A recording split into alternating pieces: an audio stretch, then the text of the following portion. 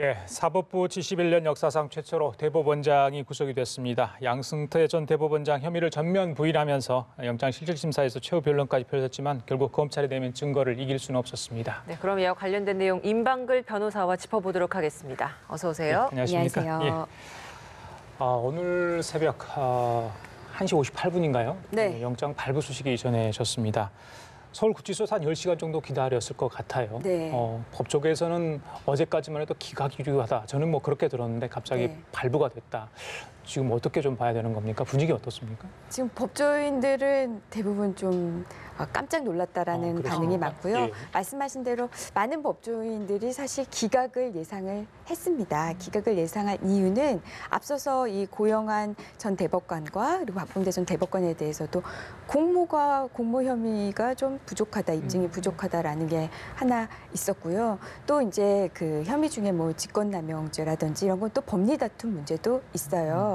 그래서 과연 이게 기각이 더 우세하지 않겠느냐 이런 시각이 많았는데 진짜 발부가 됐습니다. 근데 이게 발부가 됐는데 뭐 언론에서 보도되는 거 보면은 정말 이것은 뭐 사법부의 신뢰가 정말 완전히 끝으로 간 정말 이거는 법원이 사법농단을 인정한 것이다 이렇게도 그렇죠. 표현을 하고요. 사법부 치욕의 날이다 이렇게도 표현하는데 정말 그 표현이 딱 맞는 것 같습니다. 지금 현직 판사가 전 대법원장을 구속하는 이런 모양새가 됐습니다. 그럼 법원은 발부 사유를 뭐라고 들었습니까? 먼저 가장 중요한 거. 범죄 혐의가 소명이 됐다라는 거고요. 그러니까 뭐 공모관계라든지 이 부분이 앞선 전 대법관들과 다르게 인정이 됐습니다. 왜냐하면 가장 그 사법부의 수장으로서 지시한 부분, 직접 개입한 부분이 인정이 됐고요. 또 범죄가 중대하다. 그렇죠. 이 중대한 건 제가 굳이 설명드리지 않아도 아실 거예요. 대법원장이 직접 재판을 거래했고 재판에 개입한 그런 모습들이 있습니다. 그 외에 양승태 전 대법원장이 일관적으로 계속 혐의를 부인을 했는데 이게 그냥 그럼 혐의를 부인하면은 뭐 전부 다 이게 구속사냐 그건 아니에요. 근데 다만 그 혐의를 일관되게 부인한 게 아마 그 영장실질심사 때 검찰에서 여러 가지 증거를 제시한 게 있을 텐데 그 증거 중에서는 부인할 수 없는 증거들도 있을 거예요. 근데 그런 부분에 대해서도 전부 다 본인의 혐의를 부인하고 이거 예를 들어 본인이 보고서에 사인을 한 게 있다면 이거 내 내용도 모르고 한 거다. 내지는 굉장히 많은 판사들이 가서 다 진술을 했거든요. 이거 나를 모함하는 것이다. 라는 식의 어떤 정말 명백한 증거에서 좀 우리가 인정할 수밖에 없는 증거에서 이제 그냥 무조건 부인하는 것은 아마 영장 그 판사에게 이 사람은 이제 증거인멸의 가능성도 있겠다라고 이제 판단을 준 것 같고요. 그래서 이제 영장이 발부가 됐습니다. 검찰이 제시한 증거에 대해서 법원에서도 충분히 신뢰할 만하다 이렇게 봤던 거죠. 뭐 어제 마지막 영장실질심사에서 뭐 모함을 한 거다, 뭐 수고스럽다 여러 가지 이야기를 했다고 해요. 끝까지 이렇게 항변을 한 거 아니겠습니까? 그렇죠. 본인의 끝까지 이제 혐의가 없다. 나는 모르는 일이다. 그러니까 나는 모르게 실무진들이 알아서 한 일이다. 내지는 아예 뭐 그런 사실이 없다. 뭐 이런 식의 어쨌든 모든 혐의를 다 부인을 했는데요.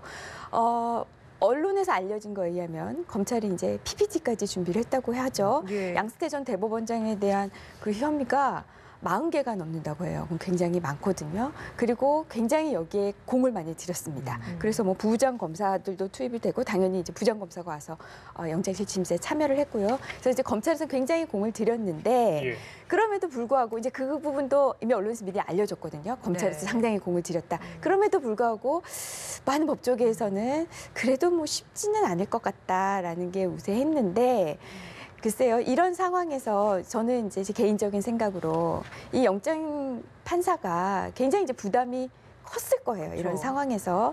물론 법관은 정말 헌법과 법률에 의해서 양심에 의해서만 재판해야 되지만 분명히 지금 거의 우리 여론들은 많은 국민 여론이 이거 양승태 전 대법원장의 이 행위에 대해서 문제가 있다라고 이제 인식을 하고 사법부에 대해서 불신을 하고 있는 상황에서 그 여론의 목소리에 영향을 아예 안 받았다고는 저는 할 수는 없다고 봐요. 그리고 또 이 사안 자체가 또 워낙 중대하고요. 그래서 뭐 안에서 뭐 많은 증거들도 있었겠지만 이 영장 판사로서는 이게 영장을 발부할 수밖에 없는 상황이다.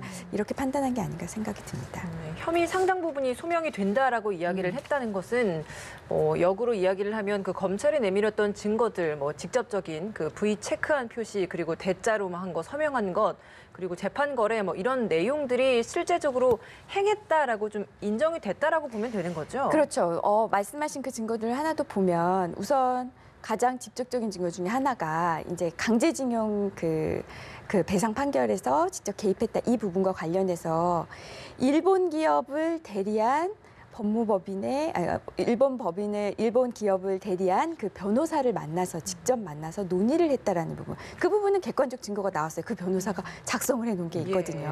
이런 부분. 또 내지는 어떤 그 법원의 어떤 뭐 불만을 가진 그 판사들이 그 리스트를 작성해서 V 체크를 한 표시. 물론 뭐 무슨 뭐 음주운전이나 이런 무리를 일으킨 판사는 뭐 당연하겠지만 그거 외에 법원의 판결에 대해서 비판의 목소리를 내보였던 그런 판사들에서도 V 체크를 한 모습들 또 그다음에 그 양승태 전 대법원장과 독대를 했던 그분의 그 수첩에서 그 대자로 써였던 거, 그러니까 이게 대법원장의 지시라는 표시였죠. 이제 그런 부분에 대해서는 또 이거 조작의 가능성도 있다 이러면서 부인을 했거든요. 근데 이런 것들은 이제 그 판사가 봤을 때 이것은 부인해서 이 증거의 가치를 떨어뜨릴 수는 없을 그 정도의 증거라고 본 거죠. 그러니까 이 증거에 대해서 그 중요성을 인정을 하고 이걸로 인해서 혐의가 소명됐다라고 판단한 것으로 보입니다. 예, 처음에 글쎄요 지난번에 그 대법원 앞에서 기자회견했을 때 본인이 뭐 책임을 지고 가겠다 이런 것까지 했는데 결국 구속이 되고 말았죠. 네. 그 여러 가지가 있었지만 일단 가장 특이했던 게 수사 과정에서 36시간 조서 열람을 했잖아요. 네. 변호사분들이 거의 다 외웠을 거다까지 했거든요. 네. 그런데 어제 이제 실질심사 5시간 조금 더 지났잖아요. 네. 시간하고 어느 관계가 있는지 모르겠습니다만 그만큼 충분히 준비를 했을 것 같음에도 불구하고 결국 어떻게 보면 구속이 됐잖아요. 준비를 많이 했다고 해서 뭐 구속이 안 되고 뭐 이런 거는 아니죠. 왜냐하면은 구속을 결정하는 것은 결국에는 이제 혐의가 어느 정도 인정돼 있냐, 사안이 중대하냐, 뭐 도주의 우려나 증거인멸의 우려나 뭐 이런 게 있느냐의 판단인데, 그러니까 근데 양승태 전 대법원 측에서 준비한 거는 어떤 검찰에서 준비한 증거를 반박하기 위한 다른 객관적 증거를 제시했다면 좀 모르겠는데 지금 알려진 것들은 다 기억이 안 난다. 이것은 모함이다. 나 모르게 한 일이다. 그렇죠. 그 외에 물론 법리적인 문제도 있었을 거예요. 뭐 직권남용 같은 경우에는 내가 그런 권한이 없다라든지 아니면 이건 나의 고유 권한이었다든지 인사권 같은 거요. 이런 식의 법리 다툼이 있을지 몰라도 그 앞서 그런 것들에 대해서는 그게 크게 준비했다. 그러니까는 효율적인 준비, 구속 기각을 시킬 수 있는, 영장 기각을 시킬 수 있는 준비라고 보기에는 미흡하거든요. 검찰이 내놓은 증거가 그 정도라면. 결국 혐의 부인한 게 패착이군요. 그렇죠. 그게 오히려 증거인멸의 우려를 라는 사유를 만들어준 모양새가 돼버렸죠. 심사 끝내고 서울구치소 이동해서 대기하면 결과를 기다리고 있었는데 영장 발부 소식을 듣고 이제 굉장히 좀 참담했을 것 같아요. 다음은 좀 그 구치소에서 어떤 조치가 그럼 이루어지게 되는 겁니까? 우선 이제 영장 심사를 하는 동안 이제 대기를 하는데 그거에 대해서도 구치소에서 대기하느냐 아니면은 뭐 검찰에서 대기하게 해주느냐 뭐 이런 얘기가 있었지만 원칙에 따라서 구치소에서 대기를 했고요. 영장이 발부가 됐기 때문에 일반 미결 수용자랑 똑같습니다. 영장이 발부됐기 때문에 신체 검사 받고요. 수용자 번호도 부여받고요. 그다음에 이제 어디에 그러면 이제 서울구치소에 수감이 되는데 다만 이제 그 예우 차원이나 이런 것 때문에 독방에서 수감될 것으로 이제 예상이 됩니다. 알겠습니다. 그 구속이 됐기 때문에 이제 본격적으로 구속 기간 내에 이제 수사를 하게 되잖아요. 그렇죠. 수사에 탄력을 받을 거다 이런 이야기가 나옵니다. 재판까지 앞으로 어떤 절차를 좀 바뀌어야 되는 겁니까? 우선 구속이 됐기 때문에 우선 수사를 받게 되고요. 구속 기간 내에 수사를 받게 됩니다. 오늘 당장 소환할 수 있는 거죠? 그럼요. 오늘 당장부터 소환을 할 수가 있고요. 근데 이제 많은 부분이 수사가 된 것 같아요. 그래서 영장도 발부가 됐기 때문에 이제 정리하는 차원에서의 수사가 이루어지고 그다음에 이제 기소가 되겠죠. 그러면서 이제 재판을 계속 받게 됩니다.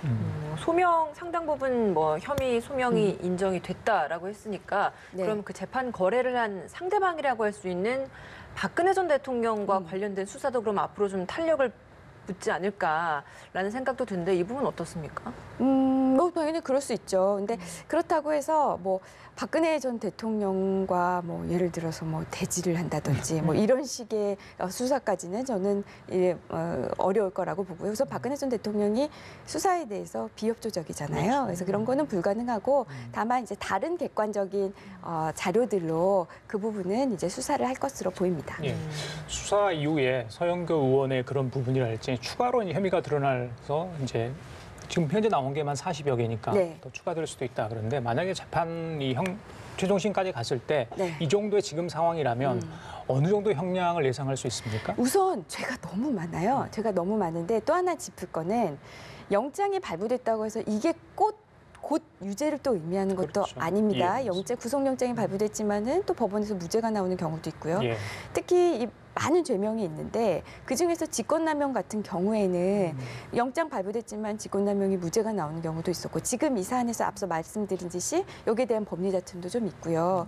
그리고 다른 죄도 너무 많아서 제가 이 40여 개를 다 보지는 못했는데 예. 가사 이게 다 인정된다 하더라도 예. 그러면 아마 모르시는 분들 중에서는 예를 들어 40개가 다 유죄다 그러면 이 각 죄마다 형이 다 부여돼서 이 40개를 다 합치면은 이거 막 수십 년 나오는 거 아니야 이렇게 생각하실 분도 있겠지만 이 재판은 하나의 재판이 맞기 때문에 그 중에서 가장 중한 죄에서 정한 형의 2분의 1을 가중하고 그 안에서 정하는데요. 그래서 보니까 국고손실죄가 형이 좀 가장 제가 커 보이더라고요. 제가 본 것 중에서는 지금 국고손실이 1억 원 이상이면 3년 이상의 징역에 처하도록 되어 있거든요. 그래서 만약에 40개의 범죄가 그래서 다 유죄가 된다라고 한다면 예. 제가 구체적인 그 연수를 말씀드리기는 곤란하지만 그러니까 아마 굉장히 중형이 예상이 됩니다.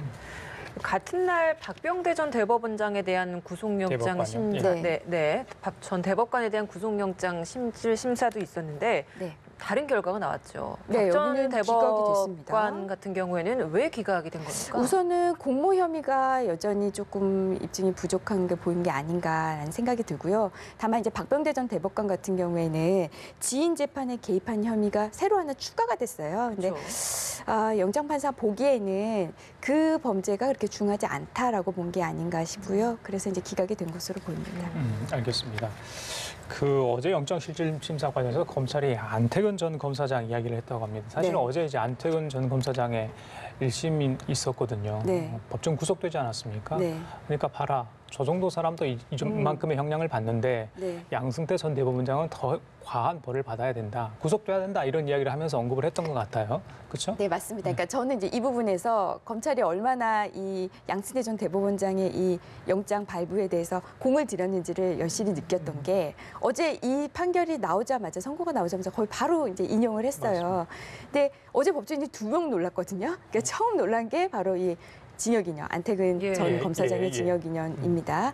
그래서 이제 그 안태근 전 검사장 같은 경우에는 이 여검사에 대해서 이 한 명에 대해서 인사 불이익을 줬다라는 걸로 지금 징역 2년이 선고된 거거든요. 근데 양승태 전 대법원장은 한 명이 아니잖아요. 그러니까 이제 검찰 측에서는 그 부분을 강조한 거죠. 한 명도 이렇게 2년이 나왔는데 이렇게 많은 법관들에게 인사 불이익을 준 것은 이거는 죄가 더 중하다 이제 이런 점을 어필했습니다. 그럼 이 재판 결과도 좀 일정 부분 참고가 됐을까요? 뭐 그냥 사안의 중대성을 좀 인정하는 데 있어서 예. 어느 정도 참작 사유는 되지 않았을까 생각이 듭니다. 그러면 안태근 전 검사장 이 얘기로 좀 본격적으로 네. 들어가면 이 사건이 이제 폭로한 게 한 1년 정도 되잖아요. 네. 미투 운동에 촉발을 시키는 어떤 계기가 됐는데, 그렇죠. 한 번은 영장이 기각된 걸로 제가 기억을 하거든요. 네네. 맞죠? 그런데 이제 이번에 법정 구속되고 징역 2년이 됐어요. 네. 성추행이랄지 이런 거 다 인정이 되지 않았습니까? 네, 법원의 맞습니다. 판단 어디에 근거를 한 겁니까?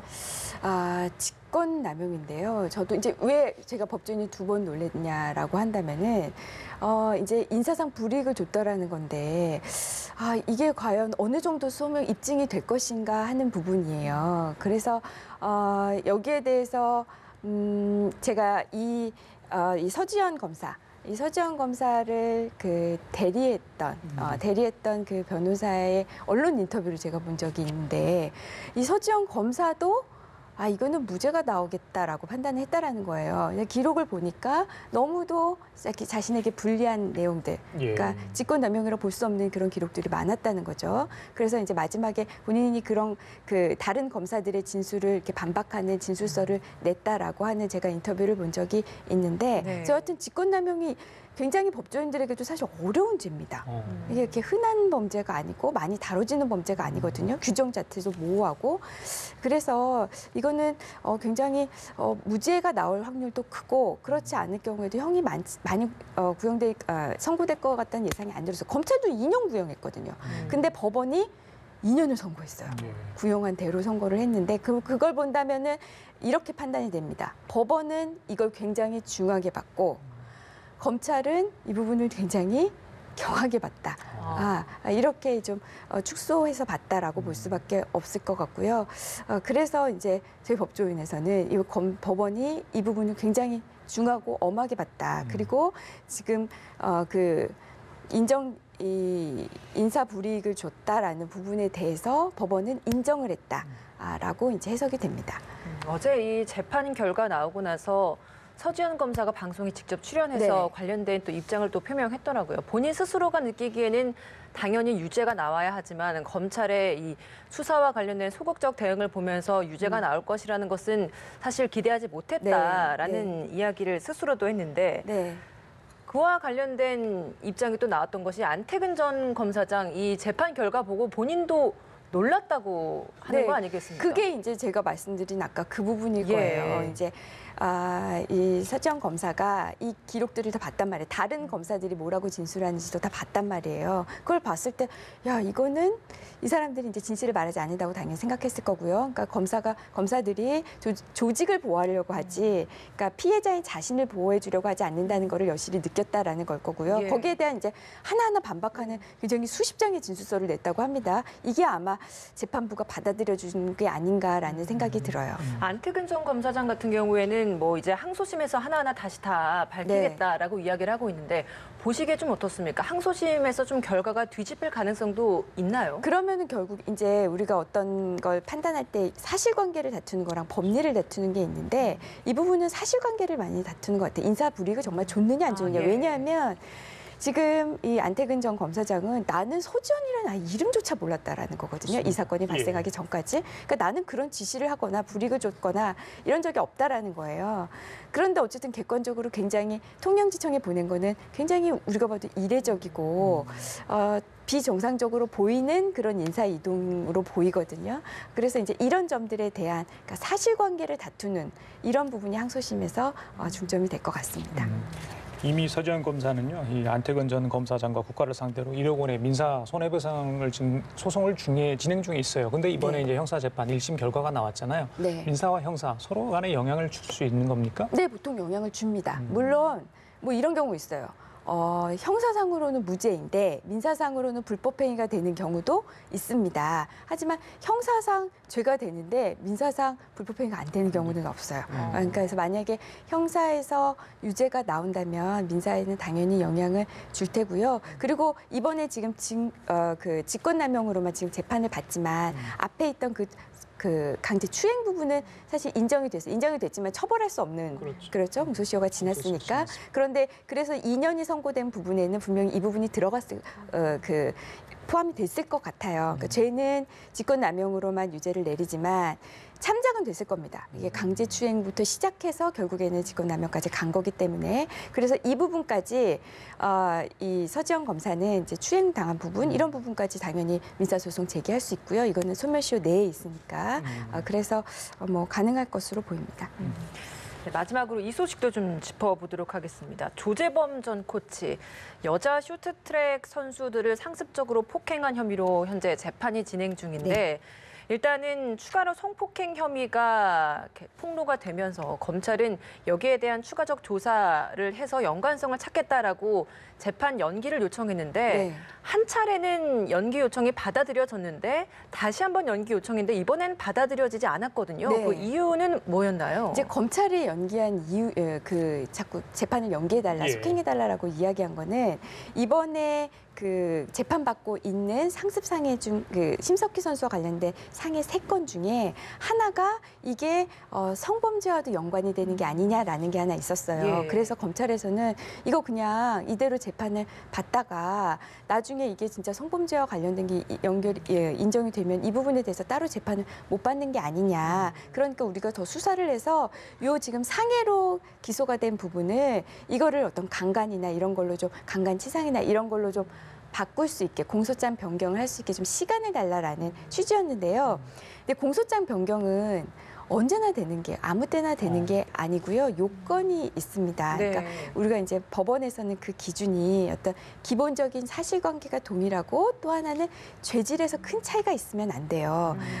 내가 어느 날 언제 때리고 그다음에 설사 그게 성범죄로 이어졌다고 하더라도 이게 어떤 기본적인 사실은 이렇게 동일하다 하더라도 이 상해라는 부분과 그다음에 이렇게 강간이라는 부분이 죄질이 전혀 다르다고 이제 재판부는 본 거고요. 그래서 설사 검찰이 그렇게 열심히 수사를 해서 이게 정말 성폭행, 그 성범죄와 연결되는 것을 수사를 했다 하더라도 그래도 나는 이 상해를 강간으로는 바꿔줄 수 없다라는 거예요. 이 한계에 걸려서. 그러니까 이대로 수사를 하고 이대로 법원은 판결을 하고 다만 성폭행과 관련된 부분은 다시 수사해서 다시 원래대로 1심부터 다시 정식으로 기소를 해라. 이제 이런 취지이기 때문에 검찰도 그냥 그대로 재판을 받고 이 부분은 따로 수사를 해서 따로 이제 강간 등의 그런 성범죄로 기소를 할 것으로 예측이 됩니다. 어차피 성폭행은 1심을 해야 되는 거고, 그렇죠. 만약에 재판이 다시 진행된다면, 처음부터 1심부터 해야죠. 그래서 뭐 이거 완전히 뭐 병합될 수도 있는 것도 아니잖아요. 만약 그렇죠. 1심, 2심이니까 그렇죠. 심을 달리하는 거니까요. 그렇죠. 예,